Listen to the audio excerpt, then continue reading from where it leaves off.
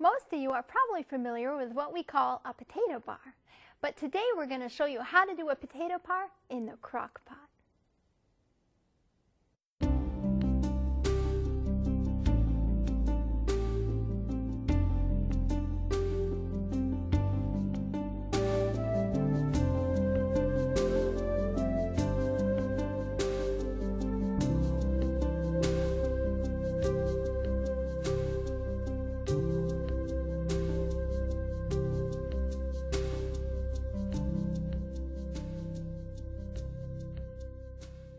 Hello friends, and welcome to Let's Cook Together. I'm your host Jill Morikone, and we're excited about the program that we have planned for you today. I have a special guest, a friend of mine here from Michigan. Welcome, JoAnn. Thank you, Jill. Your name is JoAnn Rachor. Rachor, that's right. Tell our friends at home just a little bit about your ministry and what you do before we get cooking today. Well, started out probably almost 25 years ago, where my husband and I did some traveling. And we would teach cooking classes in different states and a lot of different cities. We spent like 5 months in Florida one time. Are you It was a great way to spend the serious? winter. Oh, I would like that. Except it was a lot of work. Yes. Anyway, we just traveled all over and taught cooking classes. And so it's just grown since then. And actually I started before I met him, but then when he and I got to do it together, it was fun. That's fun. It's always nicer to work with somebody too. I like that. Now, your husband's a pastor now, so you have more of a stable job. You're not traveling as much? Or? Right. I don't really travel quite so much. I have a business at home. Okay. And so, you know, that keeps me there too. Yes. What do you do with your business? Well, I'm a publisher. I sell books, and I have several different titles of books on cooking and natural remedies that I sell. Oh, that's neat. Now, you have a couple cookbooks yourself, right? That's right. That's right. What cookbooks do you have? Well, the one that I've had for a long time, since the 80s, is Of These You May Freely Eat. And then the one that has just been out for about a couple years or less is Fast Cooking in a Slow Cooker Every Day of the Year. That's neat. That's like crock pot recipes, right? Yep. Now, these are the recipes that we're going to be talking about today. Yep. You're baking a potato in That's right. Yeah, we're going to use recipes actually from both books. Okay. Because we're going to talk about some simple toppings that you can put on potatoes. So we're going to show how to do the potatoes in the crock pot, but we're going to start out with 3 different toppings that come from the Freely Eat cookbook. And then we'll move into the crock pot. How did you even get involved interested in doing crock pot cooking? Well, it started I would say about 6 years ago, and my husband suggested I work on a new cookbook, and so I decided that it was going to be on slow cooking. That's neat. And actually it ended up being such a major production for me, because I found that, you know, pots all cooked differently, and in fact in the beginning I would put one pot into the same outlet, different pots, and I couldn't understand, why is this taking 8 hours in this one pot, and I'd plug in another one to the same outlet, and in this one it takes 6 hours. I thought, oh, my electrical system is not working right. Right. But then I soon discovered it was my pots that they're not all created equally. Wow. And so that's kind of what started. That's neat. That's even kind of like your oven. I mean, if you put stuff in the oven, some people say put it at 350, and maybe my oven it would burn, and maybe yours it wouldn't burn, or something. So there's variation in that. There is variation. Wow, it's been quite an experience. And then it took me probably, with the slow cooker book, it was about 5 years of working on it, and most of that time I was taking care of my mother, who was in our home with us, and she had Alzheimer's. And you know, but it was precious. It was very special, and I would not have had anything different about it. I just thank the Lord that I could have her with us, and then I had this prayer right along that, you know, that I could get through this book, because it just seemed like it was taking forever. And I just prayed that I could have it done before my mom died, because she was really going downhill, and it just so the Lord worked it out so that the day before she died, I got my first shipment of books. So He answered my prayer, and we had her death was very special to me, very peaceful. Right, that's good. Instead of suffering, that's a blessing. Okay, well, let's make our toppings. We're starting with our toppings, right? We're going to start with a tasty sesame topping. Okay, you want to read that recipe for us? Sure. And so for the ingredients, you want 1 cup of toasted sesame seeds, 1/4 cup of yeast flakes, 1 teaspoon of onion powder, 1 teaspoon of salt, and 1/2 teaspoon of garlic powder. All right, that's nice and easy. I like that. Yes, all right. Okay. So what we're going to do here is first I want to tell you how to toast your sesame seeds. And you want to use like a skillet that's dry, that you're going to toast them dry, either in a skillet or a saucepan. You don't want to use a skillet that has like a nonstick topping, or so you wouldn't want to use a Teflon coated or no, something you really like wouldn't, because I guess the dry heat, it produces some fumes, and it can just be a little bit toxic. I didn't know that. Okay. So it's better to use a stainless steel type pan. Right. Okay. And so they take maybe 5 or 10 minutes on about a medium-high heat to get a nice golden brown. Would you want to stir them, or yeah, you should keep stir them from burning? Yeah, but they'll toast pretty quickly. Okay, good. And then you're going to put your sesame seeds in the blender. Now these are already toasted then? So these are toasted ones. Okay. And then the yeast flakes, sometimes it's called nutritional yeast, sometimes called food yeast, sometimes Red Star, but it gives a really nice, it's not brewer's yeast, which is more bitter in flavor. So the food yeast gives it a nice cheesy flavor. For our friends at home, they could get that in the health food store? Or? Yeah. Okay. Yeah. Health food store. All right. And then there's our garlic and onion and some salt. And so the idea here is that you're just going to put it in the blender and grind it up. There's no water? Nope. Okay. You just want it's this just a dry topping that you're going to sprinkle on. Okay.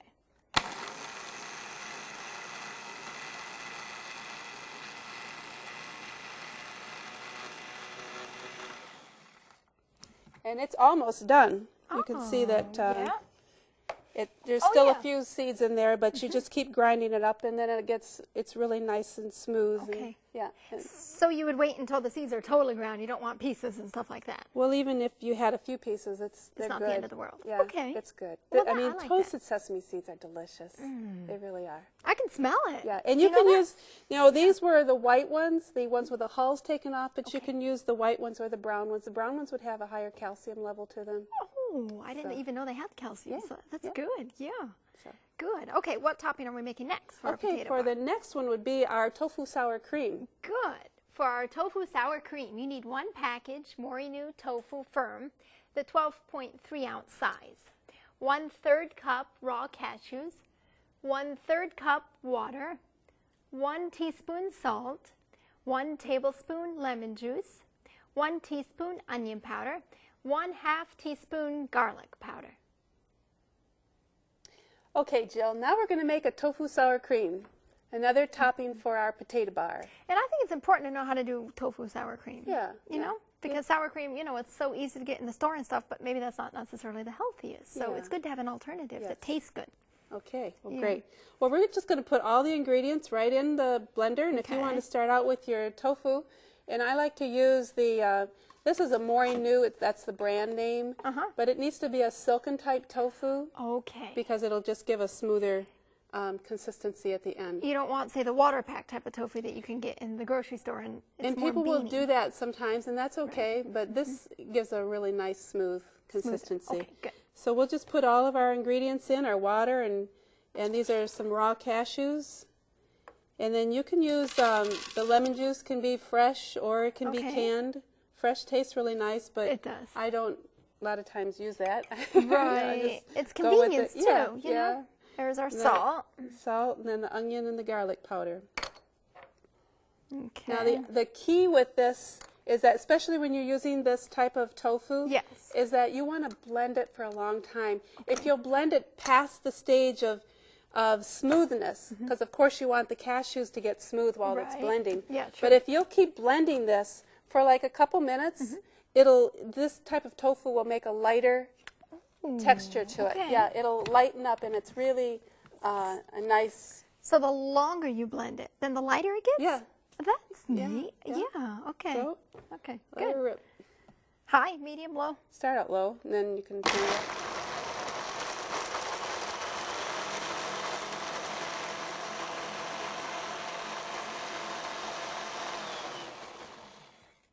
Now, do you stir it, or? Well, you don't stir it unless it needs to. Okay.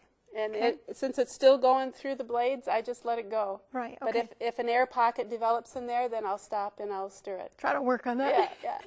Now, if you're like me and you have a blender like my blender at home, then maybe you'd have to blend it quite a while. Yeah, that's true. That's true. But that's really all there is to it. And you know, and I have found sometimes people ask me how long do these things keep, and what I have found is as a way that I do things at home is that I'll put these, like maybe the sour cream, I'll put it in a couple of different containers so that I keep one in the refrigerator until the first one is empty. Oh. And that way, you know, these will keep for easily a week and a half to 2 weeks. It's just when we take things out and set them on the counter or, you know, on the table and let them sit there for an hour, and maybe we've cleared the table afterwards, but the food's still sitting there, that then things spoil more quickly. But you can easily keep this. Okay. You know, if your refrigerator temperature is at a good temperature, you know, it'll last. Right. So you're saying then you wouldn't want to serve all the tofu sour cream on the table at once. Not unless keep you some think back, your unless you're going to eat it all. Yeah. Right. Yes. Well, that's neat. Yeah, I like that. Good. All right, what's our next topping that we're going to put on? The next topping is going to be our quick corn sauce. Good.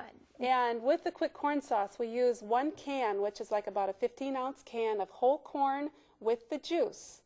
And then we're going to have 1/4 cup of coconut and 1/2 teaspoon of salt.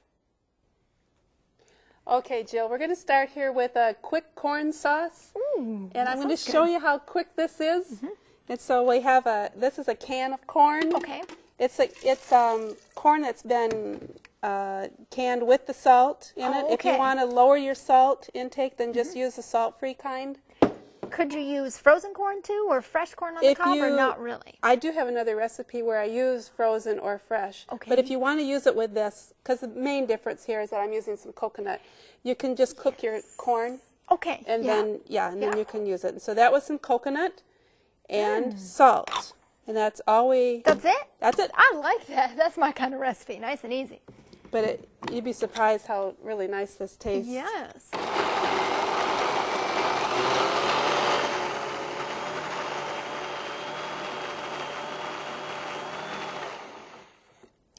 And that's almost done. I would blend it for a little bit longer, but it doesn't take long to blend up corn, you know. It's pretty soft. I can see.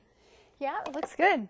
Yeah. Okay, so that's our sauce. And now what we're going to do is we're going to transition a little bit into the things that we're going to put these toppings on that we've made. Right. The sesame topping and the tofu sour cream. And so what we're going to start with are some sweet potatoes. Learn how to use our crock pot. There we are. We're going back to the crock pot. Yes. All right, we have a crock pot here. Yep. And so this... Anything special about this crock pot? Nope, nothing special about it. You can use any size that you want. And what we're going to, as I said, we're going to start with sweet potatoes or commonly yams is another common term for them. And I like this because you can make delicious sweet potatoes this way. You know, I've made them in the oven, and I've kind of had a mess in the pan, you know. I don't know if you've had that problem. All the time. And then my husband Greg's like, oops, I better clean. So he's so sweet he doesn't. But yeah, it makes a mess. So like with this way, you don't have any mess. It cleans up so easily. That's nice. And when the potatoes are done, they come out with a nice firm skin, but the inside stays bright orange. And the inside's soft too? Yeah. Yeah. Wow. Yeah, the inside's really nice and soft. Now, I prefer to do them on high. That's the way you keep the best color with your sweet potatoes. Oh, instead of doing it on low. Right. Okay. And so it's kind of a fast project, but you can set a timer for this. Yes. Like I had talked about earlier on a different show, that you can use one of these lamp appliance timers. Where could you get one of these timers? In a hardware store, in a department store. There's a lot of varieties of different appliance timers. And they're pretty inexpensive. You can get them for $10 or $15. You just go in and ask for a lamp appliance timer. And you just don't want to have a crock pot without one. Right. Well, I have a crock pot without one, so I better go out and buy myself a lamp appliance timer. Hey, you know, some people buy the pots that are called programmable. Okay. But I like to use an appliance timer because then I can make my pot programmable. And I can have it come on and turn off any time that I like. That's pretty fancy. Yes. So then that way it's nice and done and hot when you get home, instead of having to wait. It's already cooled down, or it's not cooked. It's too tough or something. Yeah. Right. Now, where can you get a crock pot? Oh, you can get crock pots at, again, any store, any department store that sells kitchen items. You'll get a crock pot. I got mine at Walmart. Is that okay? Okay. And a lot of times they're on sale because they're so common. Yes. yes. Now what you want here is that you can just do like one potato, or you can do 2 or 3. You can fill up any size pot that you have all the way if you're going to feed a lot of people. Okay. But like I say, you can even just do 1 potato in here. Okay. Does it make a difference the length of time, how many potatoes you have in A there? little bit, but before you start that, you clean your potato. Yes. And if it has bad spots, you can cut those out, but you do not poke your potato. All you do is scrub your potato and put it in the pot, and then you want to add some water. And you can just put, since there's only these 3 potatoes in here, I'm going to put about a half a cup of water in here. If you have a whole pot full, you might want to put 3/4 of a cup of water. Want some more, or that's good? No, that's good. That's good. And then this water helps to steam the potatoes. Yes, and so that makes the skin stay nice as it cooks. And so if you find that you've run out of water in there, then like if you have an extra fast pot, just in case it runs out, I have had times where I'll add a little bit more water, but I heat the water up first. I don't put cold water in a hot pot. What happens? You might have a crack pot. Oh, really? Okay. It'd be kind of like putting your thing on top of the stove when it's hot. They say not to put, because they might crack too. Okay. Hot and cold don't don't go together well. Okay. Good. All right. So now these sweet potatoes are going to take about 2 to 2.5 hours if you just have 1 of them. Okay. But if you fill up your pot, it might be more like 3 to 3.5 hours. On high, you said. On high. Because it keeps the color better. Yeah. Yeah. Good, I'm learning here. I like this. In fact, you can show them what some mashed potato looks like right there. You can see that it's a nice bright color. Very pretty. Yeah. Yeah. So you cook that in the crock pot. That's really good. Man, that looks nice. In fact, if you want to, I have recipes for like a maple almond sweet potato or that sounds good. where you peel them and cut them up and then add other things to them, and it come out delicious. That's neat. Now, how would our friends at home know whether you have a fast crock pot or a super fast crock pot or a medium? You know, I mean, I don't go super fast, but I do go extra. Extra fast. That's what you call it. Okay. Some of them I call them average pots. Some are fast pots, and some are extra fast pots. That's the word, extra fast. Okay. And the way that I tell is that I cook a pound of beans, like a pound of navy beans, and I put on low. I cook them with about 5.5 cups of water. And if they take 9 to 9.5 hours, it's an average pot. If they take 8 to 8.5 hours, it's a fast pot. If it takes 6.5 to 7 hours, it's extra fast. Man, that's neat. It's just helpful to know how fast your pot's going to cook. You've done a lot of experimentation to learn all that. I really have. You spent years doing that, right? Yeah. And so now we're going to look at the white potatoes. Yes, I was just Those are really common, and people eat a lot of white potatoes these days. Absolutely. I was just going to say, for our friends at home, if you want to contact JoAnn, maybe you're interested in the cookbook or something, you have a website. What's your website for the friends? website is familyhealthpub.com. Familyhealthpub.com. Yeah. Okay, good. A healthy pub. Yeah, there you go. Not pub in the traditional sense. All right. These are our white potatoes. These are the white potatoes, and again, you just clean your potatoes and do not poke them. If you poke the potatoes, it's going to oxidize. It's going to leave a little dark spot. It's not going to hurt anything, but it's just not going to look as pretty when you cut them open. And so we've got about 1 layer here, or a little bit more of potatoes in here. So you're going to add about a half a cup to 3/4 of a cup of water, and turn your pot on high. Again, I like to cook white potatoes on high. Okay. Because again, it'll keep a better color. If you do them on low, then it's just going to be a little off-white, tannish type color. They don't keep the white then. Yeah. They would turn but this way they stay nice and white, and the skin stays nice and firm. Oh, that's nice. Yeah. And well, let's see. If you do like 1 layer of potatoes, it's going to take about 2 to 2.5 hours. Okay. But you can do a whole pot full, even a 6-quart pot. You know, it's something big if you have a big group coming over. Right. And it's going to be usually about 3 to 3.5 hours. Oh, okay. So you'd really have to use your, what do you call it, lamp appliance timer? Is that what you call it? Yeah. In fact, like if let's say you're going to church and you're going to have company over, then if you need to, you set it to a timer. And I've fixed meals for groups, and I can have food on the table in 15 minutes. Man, that's nice. Yeah, instead of having to wait around. Yeah. Yeah. Well, that would bring back a lot of memories for me. My grandma, we used to always sometimes go over to her house for a Sabbath dinner and stuff, and she always had baked potato. It was like her staple. Every Sabbath dinner, we always had baked potatoes. And it's easy, because then if you know that at the last minute that more people are coming over, you can just pull out your pot and put your potatoes in there, and it takes just a few minutes. Yes. Now, what's this aluminum foil for? Is that anything I special? have some foil here, and let's say that my lid doesn't quite fit on the top because I have so many potatoes in there. Okay. And so I'll use foil for a lid. And let's say, I mean, I've used this for a lot of different reasons. Like if I'm baking bread, like you can bake bread in a can. Let's say in a juice can, if you want a round loaf. Are you serious? But your lid won't fit, of course. Yes. And so then you would just cover the pot with a piece of foil, and 2 pieces if necessary, and just crimp down the edges, and it's ready to go.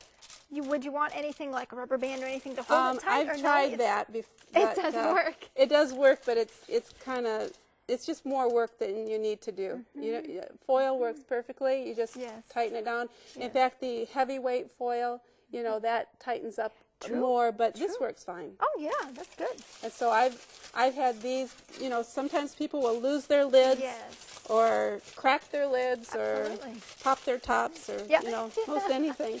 So this is handy. Yeah, all right. We have another type over here. We have a spaghetti squash, right? Now this is a bigger crock pot. Whoops, I got the cord here. There we go. Yes, and now you can do all kinds of squash. And so this is a spaghetti squash. Okay. And they're just turn here. That the spaghetti squash, or any of your squashes, you just wash them and put them in here and no water. Because squash has more water to it, and so it'll actually have juice in there by the time it's done cooking. Right. And with a spaghetti squash, I like to just wash it off and put it in whole, you know, and put the lid on and bake it. And it takes maybe 3 hours, just depending. You can do it on high or on low, so it would take longer if you did it on low. So it's not as important as, say, the sweet potatoes or the the color stays fine either potato. way. Okay. Yep. And if you have, let's say, butternut squash or acorn squash, butternut's my favorite. you can either do them whole, and again, like with butternut, a lot of times the lid won't fit on there, so you put the foil on. But if you don't want to do them whole and you want to cut them up, you put them in cut and take the seeds out, and then again, don't add any water because it has the water. Yeah. Really? Yep. That In is fact, neat. let's see, with a spaghetti squash, if you cook that, let's say if I'm using an average cooker on low, it's going to take about 7 to 8 hours, 7 or 7.5 hours. So Or that's if you quite a while. cook it on high, it's more like about 3.5 hours. But even this time of year, like if it's later in the season, or let's say a few months later, you know how squash, they get harder? Oh, yeah. And so it might take longer for this to get soft. So wow. There's a lot of variables. There then. are. Yeah, you can't just say cut and dry, this is the way it is. And Right. Wow, okay. What other kind of stuff can you bake in here? Well, there's a lot of different vegetables that you can do. Okay. I have a recipe for an eggplant, garlic eggplant dish, sounds good. and it is very good. Or one of my favorites is baked garlic. Oh, garlic is so good baked in the crock pot. It makes the house really smell good. Yes. Really? I think so. I think if you're cooking onions or garlic, it makes the house smell good, and people come home and say, "Ooh, it smells like you're cooking," but maybe you're not doing anything. But the onion and garlic makes the smell, you know? Yes. Yeah. And so you can do, I prefer to go with root vegetables if I'm going to add vegetables to like a soup or a stew. The more watery type things like green beans or peppers, they don't do as well for long cooking. But your carrots and your potatoes and your sweet potatoes, the more dense things work really well. Work better. Now, when you say they don't do as well for long cooking, does that mean they turn to mush? They lose their color, and sometimes the flavor becomes bitter. Like summer squash, I don't really care for that in the crock pot. Yeah. So there, you can do, of course, soups are really common. Beans and soups, Oh, yeah. you know, we all know about that. Yeah, beans is what I do in the crock pot, so that's neat to learn. But other things. I like to do like desserts like brownies or a date nut bar. Now you're talking. You can That even sounds do good. ice cream In the crock pot. Ice cream in the crock pot? Yeah. No way. Are you serious? Yeah. And that's in your cookbook? Yes. I got to get your cookbook. Yeah, that's wonderful. In the crock pot. I can't believe that. You know, and I could leave that as a teaser. I could be a little more, you know, honest about this. But well, maybe you could be a little more honest. I'm waiting for that. I make the sauce. I make the sauce in the crock pot. I cook. It's something that I cook. Okay. And then I put it like in an ice cream freezer. Okay, because I'm thinking, I mean, the crock pot heats things up, and you'd have really runny ice cream or something. So, So, okay. Yeah, and wow. you can make loaves like an oat loaf, tofu loaf. There's just endless. You can take your favorite recipes, and you can adapt most any of your favorite recipes. Just cut down on the liquid is a major thing. Cut down on the liquid part, and you can even put an insert in here. Let's say you take a cake pan, an 8-inch round cake pan, and that'll fit in your bigger pots, and you can bake in that. Good. Well, that's exciting. I've learned a lot of stuff. In just a few moments, friends, we will be back to show you the final products, our baked potato bar, and what it looks like. We hope you've enjoyed today's program with JoAnn Rachor. Now let's take a moment to review our fast cooking in slow cooker potato bar recipes. Our tasty sesame topping has 1 cup of toasted sesame seeds, 1/4 cup yeast flakes, 1 teaspoon onion powder, 1 teaspoon salt, and 1/2 teaspoon garlic powder. For our tofu sour cream, you'll need 1 box of Morikone tofu firm, 1/3 cup of raw cashews, 1/3 cup of water, 1 teaspoon of salt, 1 tablespoon lemon juice, 1 teaspoon onion powder, and 1/2 teaspoon of garlic powder. For the quick corn sauce, you'll need 1 can whole corn with juice, 1/4 cup coconut, and 1/2 teaspoon of salt. If you would like to contact JoAnn Rachor, please call 3ABN at 800-752-3226 for more information. Or you can contact us at 3ABN, Post Office Box 220, West Frankfort, Illinois, 62859. That phone number again is 800-752-3226. Now, let's take a look at our finished recipes with JoAnn.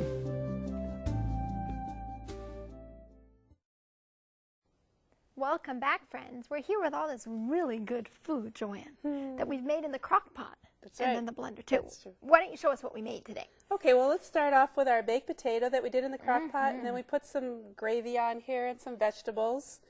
And then our next one was our spaghetti squash with the tofu sour cream and the sesame seed topping. Nice. Then we have the baked potato with the sour cream again, and this is some burger. Like you could use a commercial burger like a Boca Burger, Morning Star, or a homemade burger with olives. And then lastly, well, we've got our sweet potato with the quick corn sauce, and this just shows what the spaghetti squash looks like. Ooh, it looks good. With all that cilantro on it, too. I like the garnish. Yeah, well, thank you for coming, JoAnn, and sharing your talents, and I learned so much. Good. I hope our friends at home, I hope you guys learned as much as we did about cooking in a slow cooker and the different things. We hope that you had a good time, enjoy these recipes, and until we see you next time, may God richly bless you and keep you.